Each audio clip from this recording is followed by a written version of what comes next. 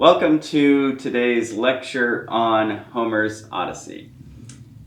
This is the great author that is legendarily said to stand behind two of the greatest works of literature of all time, the Iliad and the Odyssey, composed or put together by this supposedly blind bard named Homer, not the one from The Simpsons.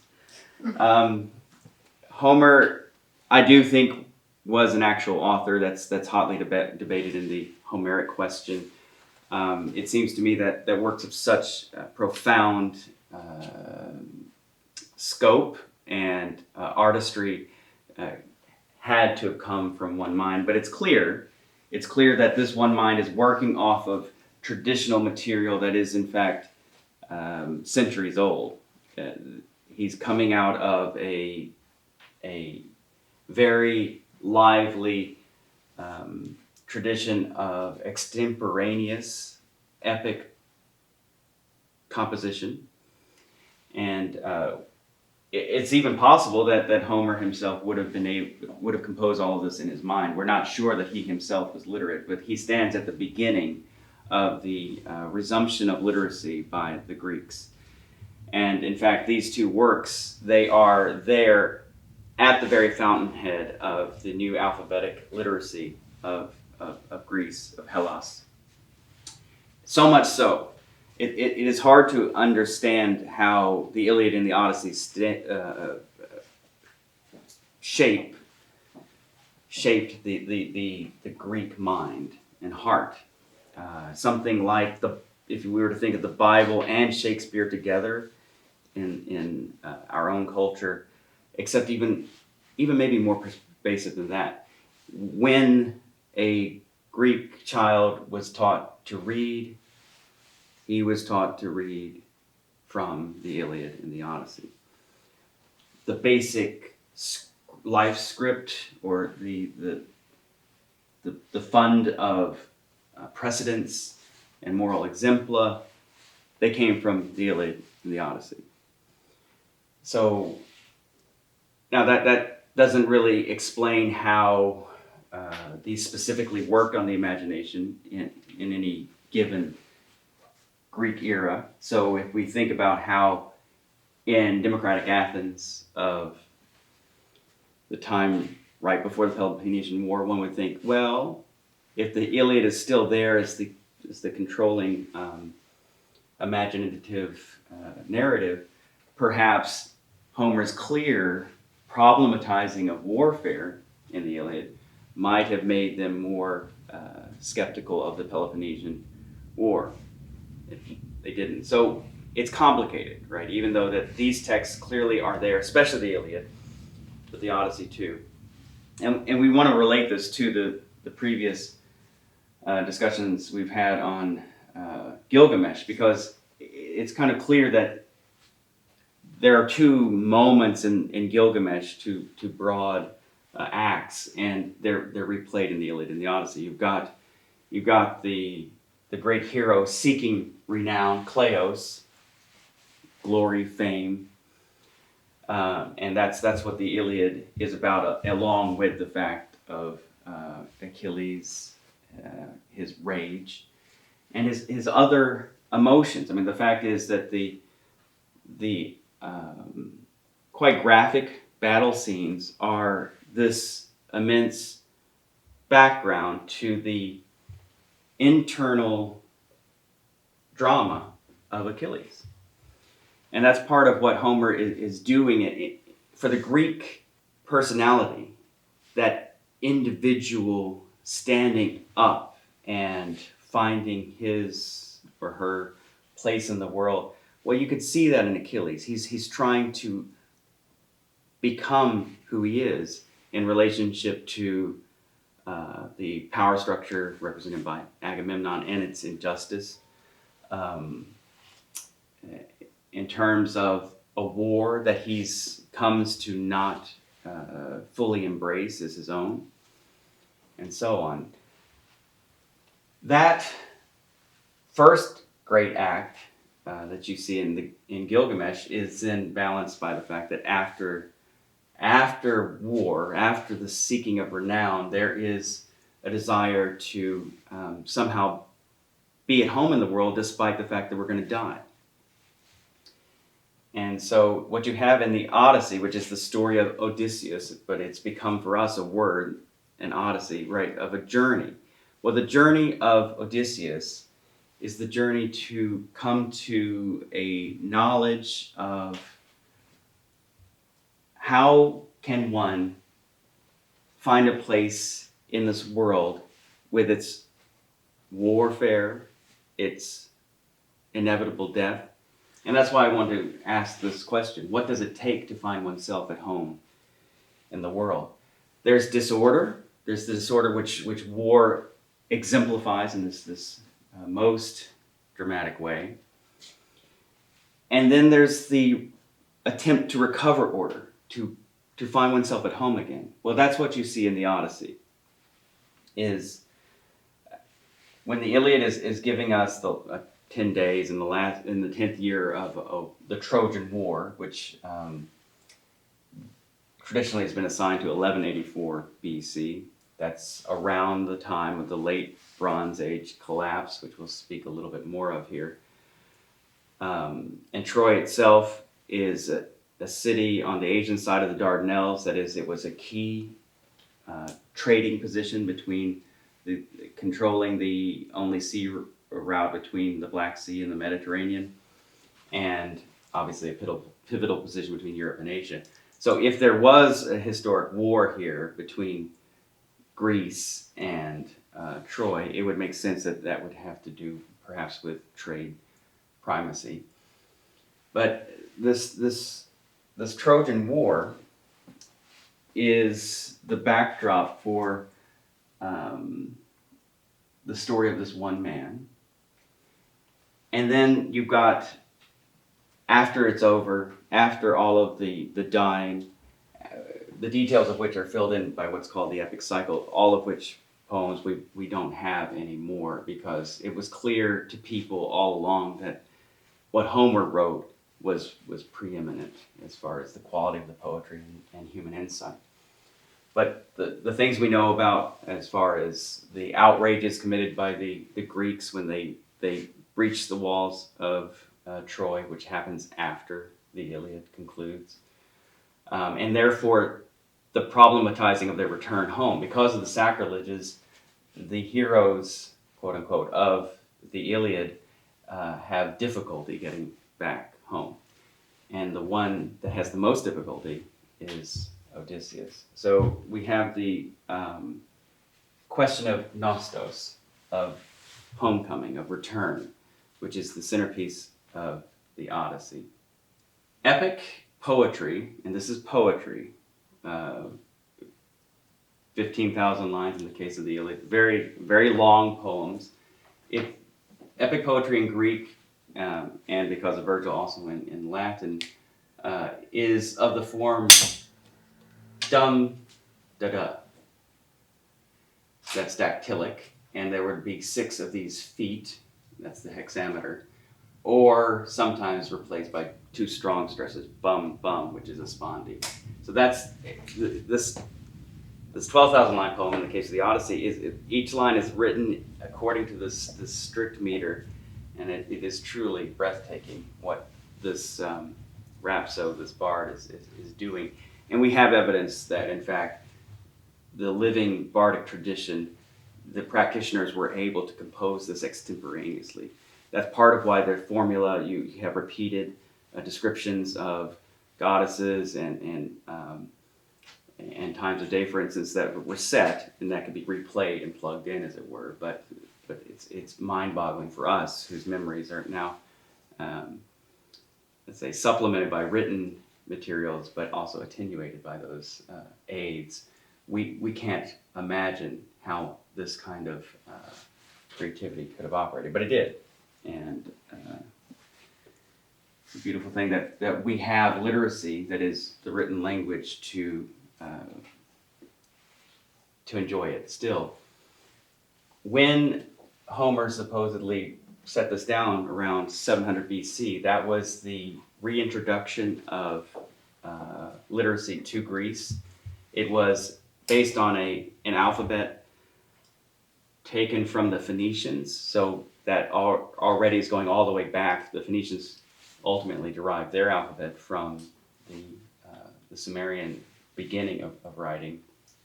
So even our alphabet, which goes back to the Greek, still contains this living link to the first civilization.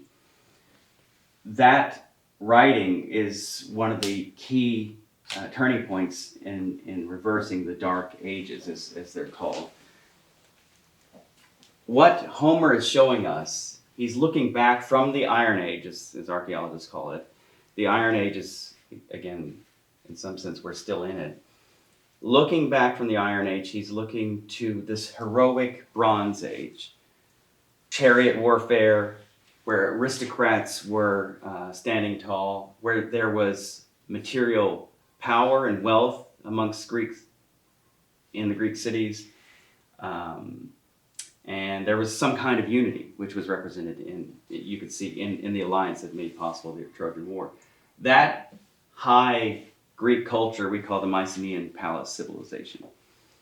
Well, that collapsed as part of this process that may have involved the Trojan War too, but extended to many different Eastern Mediterranean civilizations. That this late Bronze Age collapse led in the Greek world to what we call the Dark Ages, where literacy was forgotten. There was massive depopulation. And then the networks broke down. That is, where you had urbanized areas, now you had regression to villages, and the villages did not have much interaction.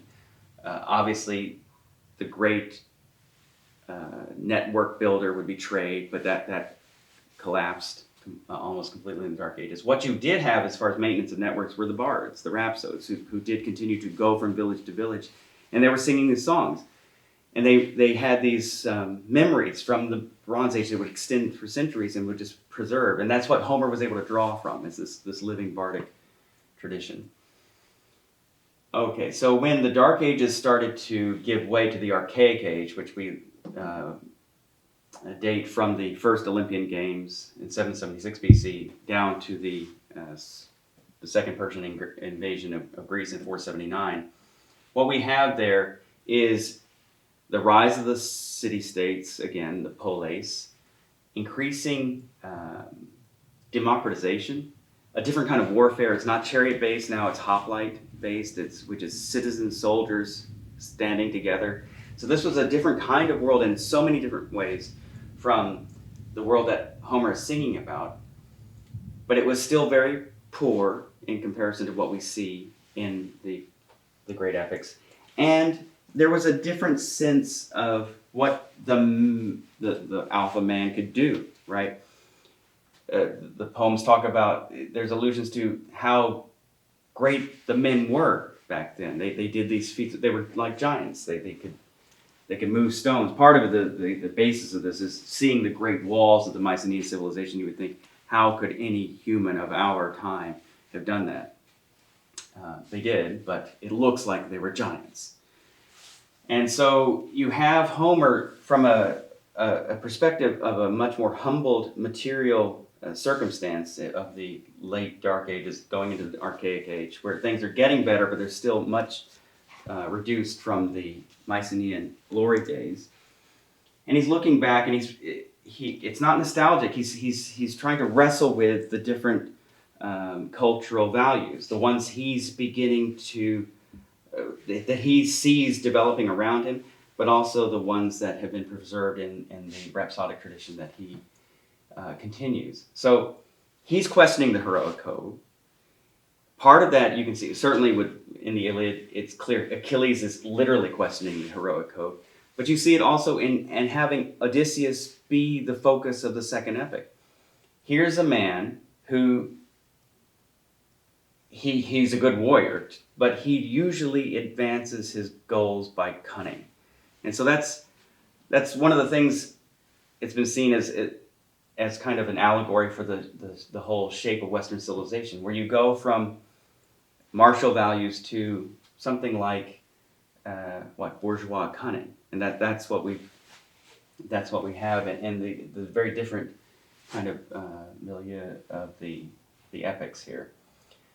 When you go to the Odyssey, it's not Kleos or the facing up to mortality so much as questions of XENIA, for instance, hospitality, the guest-host relationship. The xenos that's a very hard word to translate. It means guest and host, the two sides of this relationship. Where if you're a wanderer, you go to a home of a comparably socially situated person, and you would just expect to be bathed and fed and put into a comfortable bed. That's just part of the hospitality that made possible movement between these different population centers.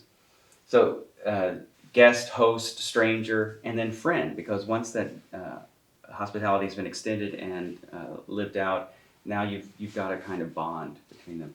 Well, you can look at, so the question is, can you find home in a place that is initially strange to you? Is there a generosity of spirit there? And you have in the Odyssey different variations on that theme, because at the beginning there's a violation of XENIA with the suitors who are importuning Penelope, the woman, the wife of Odysseus, who doesn't know if her husband is gone, and it's 20 years now. She's holding it together. She's keeping the kingdom intact as much as she can. Their son, Telemachus, is very callow. He hasn't really stepped into his role yet, and part of that is because he doesn't know what has happened to his father. He doesn't know where he fits in the world. So the first 4 books of the Odyssey are sometimes called the Telemachy. They start with Telemachus. And so that's one of the effects of what war has done, is it's left a wife who doesn't know where she stands in the social order, because she's supposed to marry if her husband is dead, but she doesn't know if her husband's dead. There's a son that doesn't know what to do. The suitors' fathers have all died in the war or in the return home. So there's this immense chaos that has descended upon Ithaca, the home of Odysseus, because of the Trojan War. So the poem starts in medias res, in the middle of things, with Odysseus gone for 7 years, I think, and then the machinery is put into motion to get him back. So the gods, Athena especially, wants to make things right. So Calypso, the goddess who's been keeping Odysseus as a sex slave, is instructed to let him go. So in books 5, where we really first see Odysseus in book 5, so it's a great delay, to book 8, he's making his way from his bondage to the Phaeacians, who will give him hospitality. They will honor the XENIA that is owed. And then at that court of the Phaeacians, between books 9 and 12, there's the adventures that we all know of, the Cyclops and all of that. That's where that is told by Odysseus, kind of acting as a bard. He's relating his story. And then eventually you get into the present time, from book 13 to the end in book 24. He's returned to Ithaca, his setting things right, his dealing with the suitors, and so on. So that's the book. That's the epic in an overview. So what we're looking at here is a microcosm of the journey of our own life. I mean, it's the Odyssey of our life. We think about the different kinds of disorder that have come into our lives. We think maybe, in what way am I responsible for it, as Odysseus bears some responsibility for, obviously, the war, for the conclusion of the war. He's the one who comes up with the idea of the Trojan horse that eventually breaks the stalemate.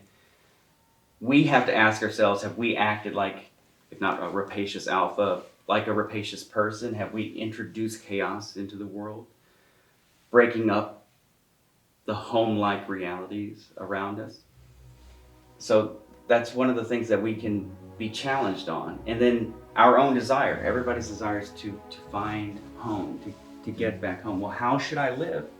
How should I live in a way that will set things right, will bring order back in, that will set my lands in order, right? And it's a really poignant question that, in the most dramatic way, Homer is presenting to us in the Odyssey. And I hope you enjoy exploring this with us.